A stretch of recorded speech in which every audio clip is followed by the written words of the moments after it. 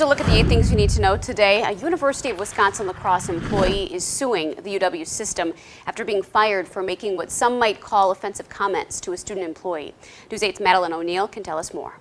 Yeah, Lisa, UWL police dispatcher Kim Dearman was fired on March 13th for what her lawyer says was political speech protected by the Constitution. The university ended up offering Dearman her job back because the chancellor says due process wasn't followed in the firing process.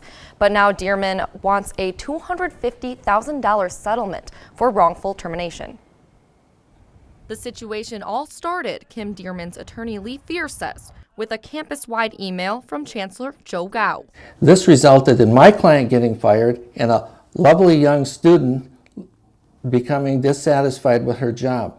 On January 30th, Gao sent an email, part of which was later retracted, saying he was shocked and saddened by President Trump's immigration ban. On February 1st, Kim Dearman was training a student employee from an Asian background when the student says Dearman commented on Gao's email, saying all immigrants deserve to go back to where they were from, and told the student, "But no offense to you." Most places do have policies that you cannot insult people, particularly a student employee at a university in the workplace. According to Gao, Dearman was fired based upon university guidelines, not allowing threatening or abusive language and conduct unbecoming of a university employee.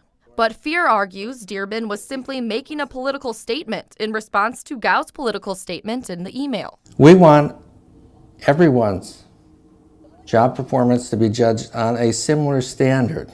Gao says there's a big difference between what he said and what Dearman said. What she said is an insult. It's something that's said to make somebody feel bad, and it worked in this case.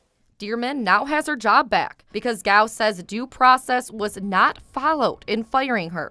But Fear says that's not enough and is looking for a settlement. I suggested $250,000. Free speech and due process are the foundation of our country. End of story. It wasn't done right, it's done wrong, and the universities should stand up to the plate and correct a situation that they created. Gao says, however, we are not going to be paying anything in this. now, according to the university, Dearman has been in a performance improvement plan process for previous disciplinary actions at the time of her firing. So what next?